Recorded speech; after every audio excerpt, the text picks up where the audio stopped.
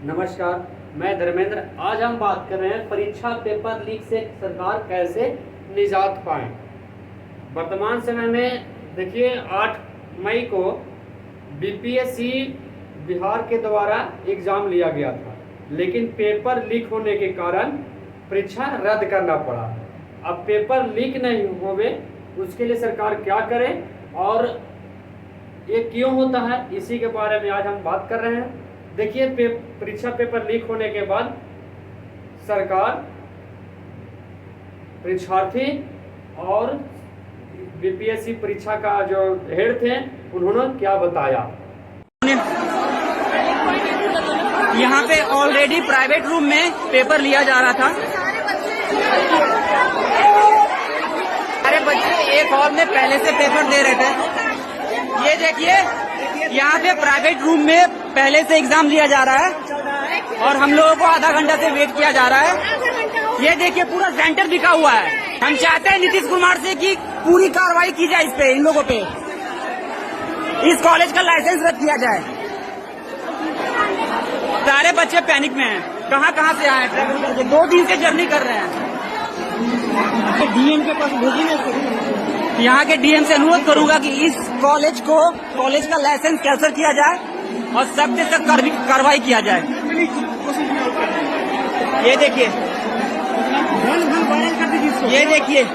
Question paper, ये देखिए question paper, ये देखिए। यहाँ के माननीय डीएम से अनुरोध करूंगा हम लोग कि इन कॉलेज पे कार्रवाई किया जाए और सारे गवर्नमेंट ऑफिशियल्स पे, जितने भी कंसर्न डिपार्टमेंट के, सब पे कार्रवाई किया जाए। बंदे 2 दिन से ट्रैवल करके कहाँ से आ रहे हैं। मैं पंजाब से आ रहा हूँ। मैं पंजाब से 2 दिन ट्रैवल करके आया हूँ पेपर देने के लिए, बिना टिकट मिले, वेटिंग टिकट पे आया पंजाब से। एग्जाम हो रहा है। मतलब इस एग्जाम के लिए इतना प्रिपरेशन, करीब मतलब 4 से 5 घंटे ही सोते थे और ट्रेन में जब आए इतना भीड़ में, वो भी पूरा एकदम सारा दिन, मतलब रात भी नहीं सोए। जहाँ सुबह उठ के हमको पेपर देना है, थोड़ा सा पढ़ लेते हैं शायद मेरा मतलब एग्ज़ाम निकल जाए, ऐसे ही कर करके हम लोग आए। और जब ऐसा पता चलता है जो पेपर रद्द हो गया, तो बहुत ही मतलब अब एज भी होते जा रहा है।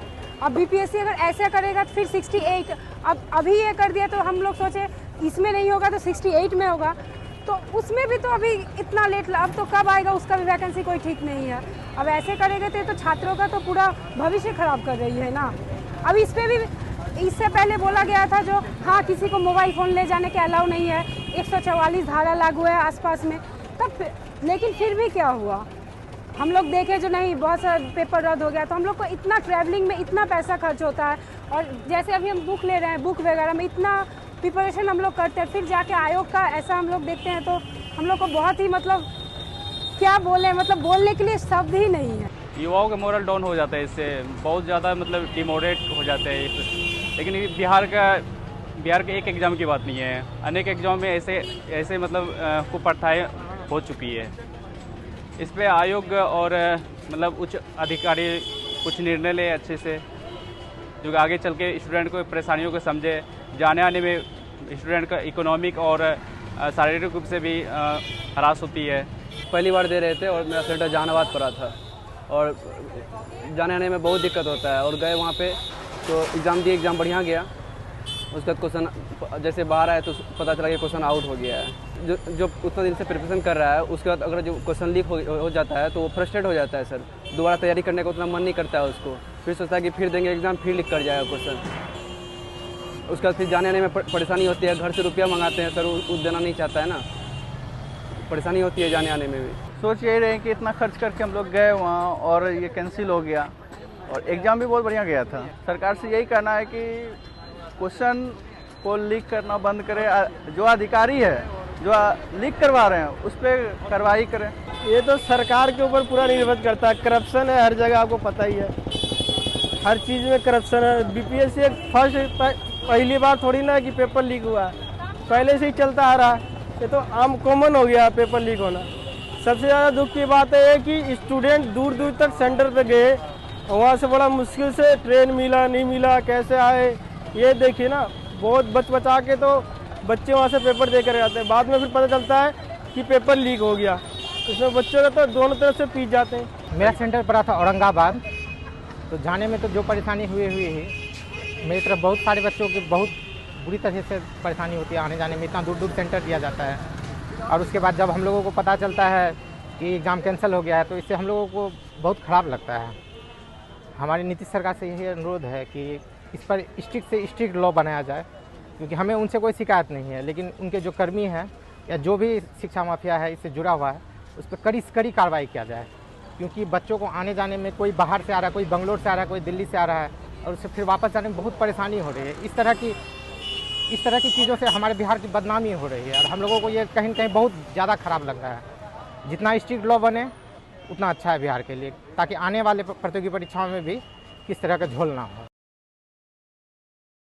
पहले कोई कैसे लीक कर दिया, अब आ गया था मान लीजिए कि वीडियो में कैसे आ गया, तो इसके बारे में तो इसको देखते हुए ही तत्काल तो कैंसिल कर दिया गया और जांच हो रही है। और जांच भी हम तो जैसे ही आए हैं वैसे ही हम कल शाम में ही हम सब लोगों से बातचीत किए हैं, उन लोगों ने तुरंत एक्शन लिया है और इसको जो पुलिस को हैंडओवर किया है तो उसके बाद वो भी जांच कर रहा है, बहुत जल्दी जांच कर रहा है।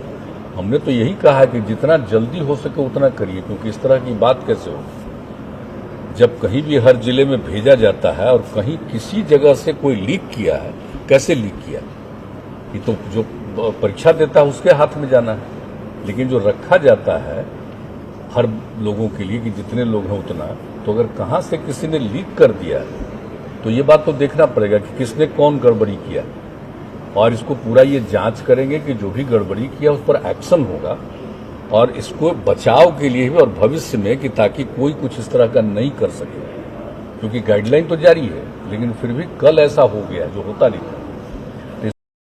पेपर लीक हो गया, कैसे देखते हैं? बहुत ही दुर्भाग्यपूर्ण है, निंदनीय है, दुखद है। हम सबों को, जितने छात्र हैं जो पेपर लीक हुआ, रद्द हुआ, इसका दर्द है। और आप लोग कल्पना कर सकते हैं जब बीपीएससी का पेपर जब बिहार में लीक हो रहा है तो और सारे संस्थानों का क्या हाल होगा। कितनी परीक्षाएं हैं, चाहे बोर्ड का परीक्षा होता है तो उसमें भी जो है पेपर लीक होता है। और पेपर लीक के बारे में तो हम लोगों ने सदन में सरकार से कई बार जो है हम लोगों ने जानकारी भी दी है, आवाज़ भी उठाया है, लेकिन फिर भी सरकार में बैठे लोग जो हैं इस पे ध्यान नहीं देते। ये साफ तौर पे देश, बिहार के जो नौजवान छात्र हैं उनके भविष्य के साथ खिलवाड़ किया जा रहा है और हम सब लोग जो भी दोषी है एक टीम गठित करके उस पर कार्रवाई करनी चाहिए, दोषियों को सज़ा देनी चाहिए ताकि भविष्य में ऐसी गलती ना हो। दूसरी बात, जो दूर दराज से लोग आकर के जो परीक्षा दे के गए हैं उनको 5,000 का जो है सरकार जो है मुआवजा जो है वो देने का काम करे अविलंब। जो बीपीएससी का प्रश्न पत्र वायरल हुआ वो वीर कुंवर सिंह कॉलेज औरा से वायरल हुआ था। वहीं के कुछ लोगों ने प्रश्न पत्र वायरल कर दिया और किसने किया ये तो अभी तक ही क्लियर नहीं हुआ है। अभी तक सरकार खोजने में असमर्थ है कि किसने किया, कैसे किया, कहाँ हुआ, नहीं हुआ, अभी तक असमर्थ है। इससे क्या होता है भाई कि जितना भी स्टूडेंट है या स्टूडेंट के साथ ही खिलवाड़ होता है। जो परीक्षार्थी बहुत मेहनत करके साल भर 2-2 साल मेहनत करता है, उसके बाद उस प्रकार का इस प्रकार से जब घटना होती है तो सारा परीक्षार्थी का मनोबल टूट जाता है। फिर से वो कठिन परिश्रम करता है, उसके बाद वो साल, 1.5 साल, 2 साल इसका समय बर्बाद होता है। उसके बाद एग्ज़ाम देगा तो जो समय बर्बाद होता है। उप मुख्यमंत्री श्री तेजस्वी प्रसाद यादव ने बताया कि जो प्रश्न पत्र लीक हुआ है इन लोगों का समय जो बर्बाद हुआ है, हर परीक्षार्थियों को 5,000 रुपया दे, सरकार अनुदान दे। तो इससे क्या फ़ायदा होगा भाई? कोई फ़ायदा नहीं। उन लोग का समय वापस आ जाएगा? नहीं वापस आएगा। उन लोग का दोबारा मेहनत वापस आ जाएगा? नहीं आएगा। इन लोग जो समय बर्बाद हुआ तो नहीं होगा। अब सबको फिर से 5,000 रुपया देने से कोई फ़ायदा नहीं है।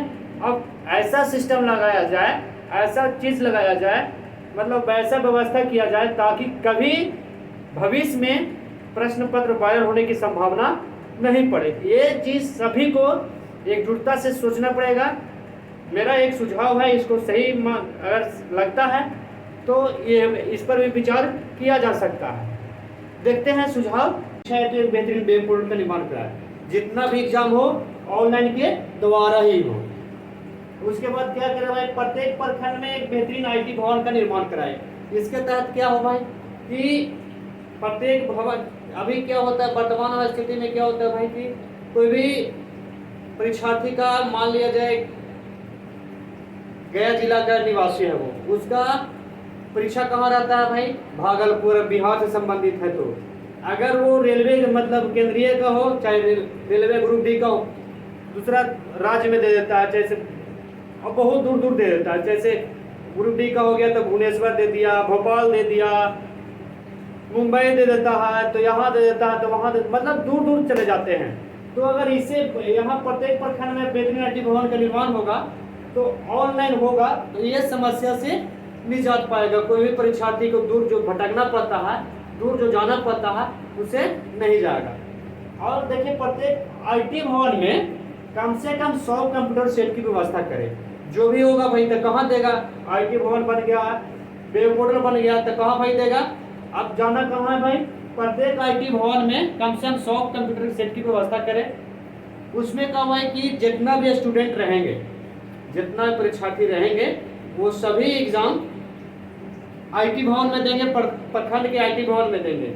अगर राजकीय है, अगर मान लिया जाए दूसरे राज्य में है, दूसरा राज्य से एग्जाम देना है, जैसे BPSC में होता है क्या भाई कि दूसरे राज्य से भी आवेदन परीक्षार्थी कर देते हैं, तो उन लोगों के लिए क्या करें भाई, राजधानी में एक बढ़िया सा IT भवन के निर्माण कराए। उसमें कंप्यूटर सेट की जनसंख्या के अनुसार, परीक्षार्थियों की संख्या के अनुसार ही उसमें कंप्यूटर सेट की व्यवस्था करें। उसके बाद क्या करें भाई, परीक्षा हेतु अभी जो वर्तमान स्थिति में होता है भाई, परीक्षा का 4 सेट ही बनता है, प्रश्न पत्र जो बनता है वो 4 सेट में ही बनता है। अब क्या करें भाई, परीक्षा हेतु कम से कम 12 सेट का निर्माण कराए। अभी क्या होता है भाई कि कोई भी प्रश्न पत्र होता है तो एक ही प्रश्न का 4 सेट बनता है। अब वो ऐसा व्यवस्था नहीं करे भाई, प्रश्न पत्र की कमी नहीं होती है, जितना ही प्रश्न होते हैं बहुत, ऐसा नहीं है कि कमी है, प्रश्न बहुत अधिक होते हैं, तो उसके लिए कम 12 सेट बनेगा तो उस 1200 क्वेश्चन हो गया। अगर 150 क्वेश्चन के आधार पर बनता है तो इससे अधिक बनता है। तो कम से कम 12 सेट का निर्माण कराएं, इससे लीक होने की संभावना और जानकारी होने की संभावना बहुत कम होता है। दूसरे की एग्जाम आदमी को दे दे तो ये चीज नहीं होता है। अब होता है कि परीक्षार्थियों की संख्या के अनुसार पाली की व्यवस्था, यानी भाई अभी होता है क्या कि भाई एक ही पाली में कहीं भी जाता है एग्जाम देने के परीक्षार्थी, तो एक ही पाली में उसका एग्जाम हो जाता है। तो ऐसा नहीं हो, प्रत्येक प्रखंड में अगर ये सब व्यवस्था होगा तो स्टूडेंट मतलब परीक्षार्थियों की संख्या बढ़ जाएगी। तो उसके लिए भाई परीक्षार्थियों की संख्या के पाली के अनुसार, मतलब पाली बार दे, 1 घंटा के पाली बार दे। कंप्यूटर जब ऑनलाइन एग्जाम होगा तो फास्ट होता है, लिखने से और रंगने से जो होता है लेट, वो देरी जो होता है उसमें देरी नहीं होगा। सिर्फ ऑनलाइन एग्जाम में सिर्फ टिक लगाना होता है, नेक्स्ट क्वेश्चन आ जाता है। तो अगर परीक्षा पाली के अनुसार बढ़ेगा तो संख्या के अनुसार बढ़ जाता है भाई। तो क्या करें भाई, परीक्षा पाली के अनुसार निर्माण कराए, संख्या के अनुसार, ठीक है। अगर ये व्यवस्था अगर लागू करती है सरकार तो परीक्षार्थियों को भटकना नहीं पड़ेगा, दूरी नहीं जाना पड़ेगा। दूसरा भाई कि एग्जाम जो लीक होता है प्रश्न पत्र, वो लीक नहीं होगा और बच्चों के भविष्य के साथ खिलवाड़ नहीं होगा। बहुत मेहनत करता है भाई, जितना भी परीक्षार्थी हैं कोई भी एग्जाम के लिए बहुत मेहनत करता है, और जब प्रश्न पत्र लीक हो जाता है तो उसका मनोबल टूट जाता है। तो मनोबल नहीं टूटे, परीक्षार्थी को एक बार में एग्जाम क्लियर हो जाएगा, ऑनलाइन एग्जाम होगा तो फास्ट रिजल्ट मिलता है 2 से 3 दिन में। या ऐसा व्यवस्था कि सरकार इसमें अगर करना चाहता है तो ऐसा इसमें व्यवस्था करें कि एग्जाम दे और उसके तुरंत एग्जाम देने के उपरांत ही उसका रिजल्ट प्रकाशित हो जाए और प्रिंट हो जाए, मेल पे चल जाए। तो ऐसा व्यवस्था सरकार कर दे। ऐसा व्यवस्था अगर करता है सरकार तो परीक्षार्थियों के लिए बहुत ही अच्छा है।